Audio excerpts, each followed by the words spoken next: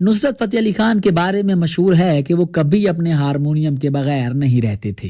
خان صاحب دنیا کے کسی بھی حصے میں خواہ کتنا ہی طویل دورانی کا شو پرفارم کر کے جب واپس ہوٹل آتے تو اپنے شاگردوں سے کہتے کہ میرا ہارمونیم یعنی کہ میرا باجا میرے کمرے میں رکھ دو۔ جب ان کے شاگرد اپنی نیند پوری کر کے اٹھتے تو دیکھتے کہ وہ ہارمونیم پر ریاض کر رہے ہیں۔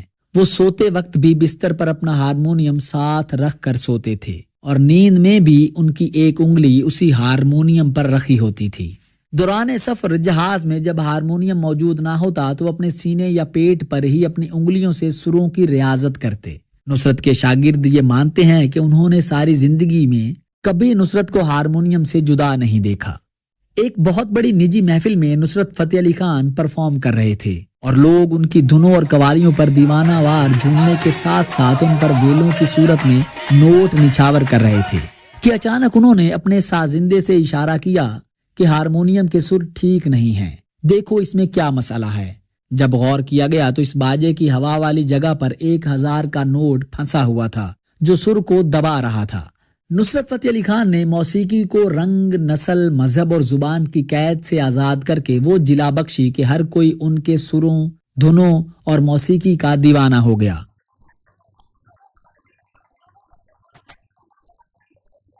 مسلم کیا، انگریز کیا، چینی، جاپانی، ہر کوئی ان کے لگائے سروں پر جھومتا نظر آتا۔ یورپ کے دورے پر جب انہوں نے اللہ اللہ گایا تو گوروں کو سمجھ نہیں آتی تھی مگر وہ دیوانہ وار جھومتے رہتے تھے۔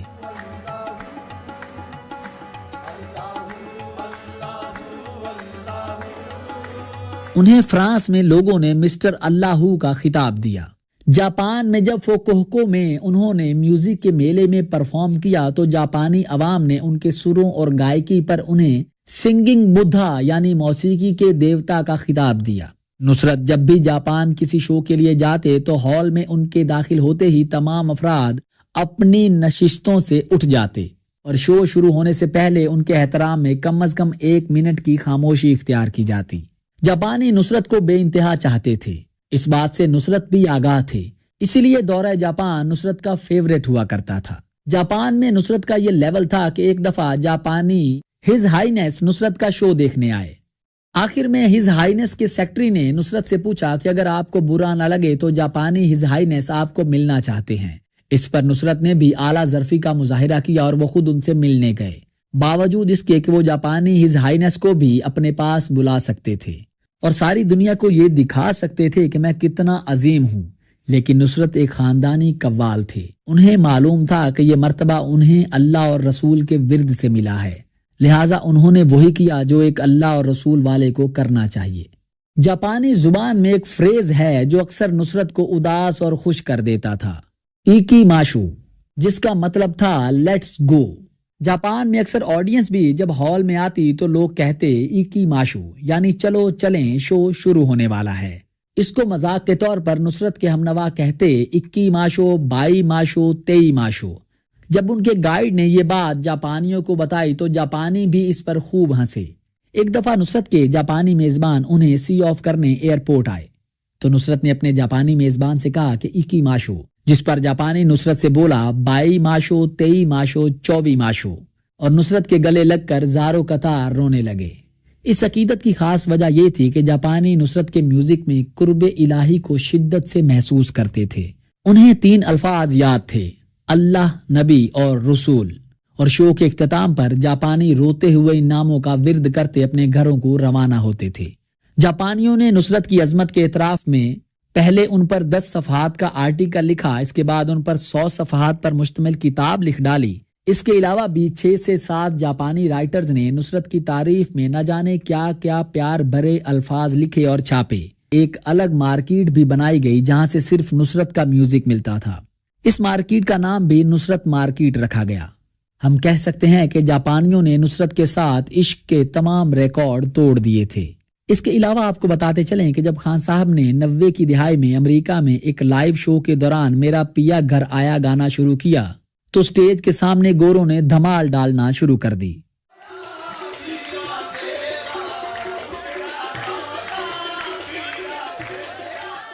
ان میں سے ایک خاتون نے اتنی دھمال ڈالی کہ اس کے پیروں سے خون بہنا شروع ہو گیا۔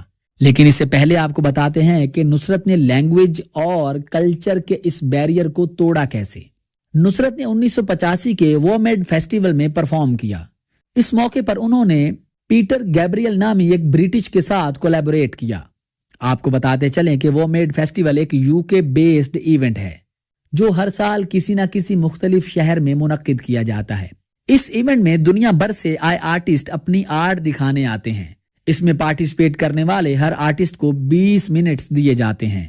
ان 20 منٹوں میں آرٹسٹ اپنی زندگی بھر کی آرٹ کا بیسٹ لوگوں کے سامنے پیش کرتا ہے۔ 20 منٹس کے بعد دوسرا آرٹسٹ آ جاتا ہے۔ نصرت فتح علی خان کو 11:40 پر بلایا گیا۔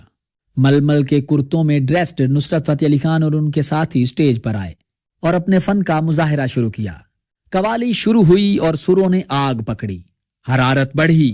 نصرت نے اپنے آرٹ کو میدان میں اتارا۔ دوسرے فنکاروں کے تماشائی آہستہ آہستہ ان کے سامنے آنا شروع ہو گئے۔ ایک ہجوم بے کراں ان کے سامنے ٹھاٹھیں مارنے لگا۔ 20 منٹس کا جو وقت تھا وہ لمبا ہوتا چلا گیا۔ اس کے بعد 3 بجے سردی بڑھنے لگی اور ململ کے کرتوں میں ہونے کی وجہ سے نصرت کے شاگردوں کو سردی لگنے لگی۔ اور یہاں سین یہ ہوا کہ نصرت قوالی ختم کرنا چاہتے تھے، لیکن لوگ ونس مور کہہ کر انہیں ایسا کرنے سے مسلسل روک رہے تھے۔ اور جب 5:30 ہو گئے تو سٹیج مینیجر کو ایک آئیڈیا آیا۔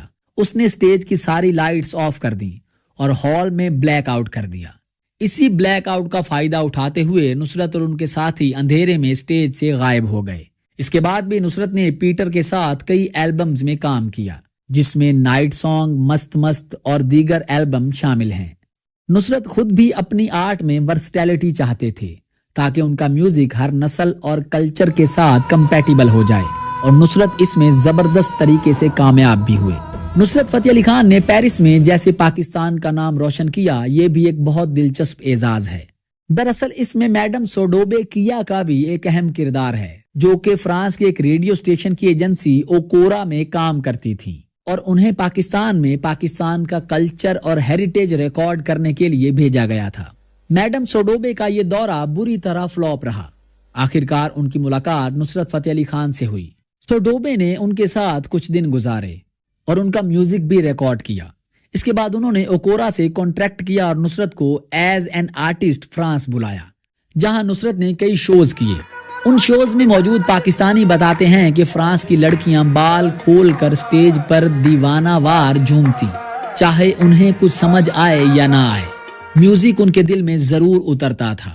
ایسے ہی فرانس میں ایک شو کے دوران ایک آدمی کو جب نصرت کے شو کی ٹکٹ نہ مل سکی تو اس نے گلے میں ایک تختی لٹکا لی جس پر مارکر سے لکھا تھا کہ میری گاؤں میں کچھ زمین ہے، گھر ہے، میں جس گاڑی پر آیا ہوں یہ ہے، جو کوئی مجھے نصرت کے شو کا ایک ٹکٹ دے گا میں اسے یہ سب کچھ دے دوں گا۔ یہ سب جب نصرت صاحب کو پتا چلا تو انہوں نے اس آدمی کو اندر ہال میں بلایا اور اپنے قریب اس کے شو دیکھنے کا انتظام بھی کروا دیا۔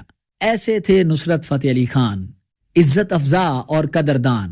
فرانس میں نصرت کی لاسانی گائیکی کے اعتراف میں انہیں اعلیٰ ترین سول ایوارڈ گران پری سے نوازا گیا، جو ان سے پہلے محض 2 ایشینز کو دیا گیا تھا، ایک تو کینن کیمرہ کے موجد کو، دوسرا فلم میکر ستیہ جیت رائے کو۔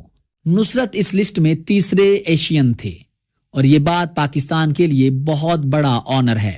فرانس میں ہی ایک دفعہ اسرائیلی فینز نے نصرت کو گھیر لیا اور بھرپور اصرار کیا کہ وہ اسرائیل میں حضرت یعقوب کے کنویں پر پرفارم کریں، لیکن نصرت نے انہیں ٹال دیا اور پھر ایسا کچھ بھی کبھی نہیں ہوا۔ فرانس کا ذکر آیا تو اسی بہانے آپ کو بتاتے ہیں کہ نصرت اور ان کی پارٹی نے یورپ یعنی اسپین میں کیسے سب کو اپنا دیوانہ بنایا۔ اسپین میں غرناطہ کے محلات میں ہونے والا نصرت کا خصوصی شو بڑی اہمیت کا حامل ہے۔ صدیوں پرانے محلات جن میں مردہ شہنشاہوں کی بے چین روحیں ابھی بھی ماری ماری پھرتی ہیں، عرصے سے بند تھے۔ ملکہ اسپین کے حکم پر ان کے بند تالے کھلوائے گئے اور یہاں نصرت فتح علی خان کو گانے کی دعوت دی گئی۔ محلات میں ہونے والے سما کی یہ محفل بڑی یادگار تھی اور اس لمحے زندہ لوگوں کے ساتھ ساتھ صدیوں پرانی عمارتوں میں مقیم روحوں نے نصرت کی زبان سے اللہ رسول کا نام سن کر اپنے اندرونی کرب میں کچھ کمی محسوس کی۔ لوگوں نے نصرت کو جی بھر کر سنا۔ شو ختم ہوا تو ملکہ اسپین نے نصرت سے ملنے کی فرمائش کی۔ ملکہ اسپین اپنے کمرے میں کچھ خواتین کے ساتھ نصرت کی آمد کی منتظر تھیں۔ नुसरत फ़तेह अली खान और उनके भाई फरख फ़तेह अली खान और सेक्रेटरी इकबाल वहां मौजूद कुत्तों से सहमे सहमे मलका के कमरे तक पहुंचे। मलका वहां उनसे बड़ी एक्साइटमेंट से मिली और एक ट्रांसलेटर का इस्तेमाल करते हुए उन्होंने नुसरत को अप्रिशिएट भी किया। उसी लम्हे नुसरत ने भी अपनी कैसेट्स और सीडीज मलका को पेश की। इस पर मलका बोली कि मेरे पास ये पहले से मौजूद हैं। नुसरत हैरान हुए और कहने लगे, आपके पास कहां से आई? मलका ने जवाब दिया, मैं आपकी बहुत बड़ी फैन हूँ। 2 साल पहले मैंने लंदन में आपकी परफॉर्मेंस देखी थी। मैं आपका गाना सुनने के लिए क्वींस हिल गई थी। मेरे पास आपकी सारी रिकॉर्डिंग्स मौजूद हैं। मलका के साथ खड़ी दीगर औरतों ने भी नुसरत फ़तेह अली खान से यही कहा कि वो उनके फेवरेट आर्टिस्ट हैं। कहते हैं कि गरनाता के यही महल्लात सिर्फ VIP लोगों के लिए खोले जाते हैं, जिनमें मुल्कों के सरबराह शामिल होते हैं। स्पेन की सरकार ने नुसरत को VIP का दर्जा दिया था।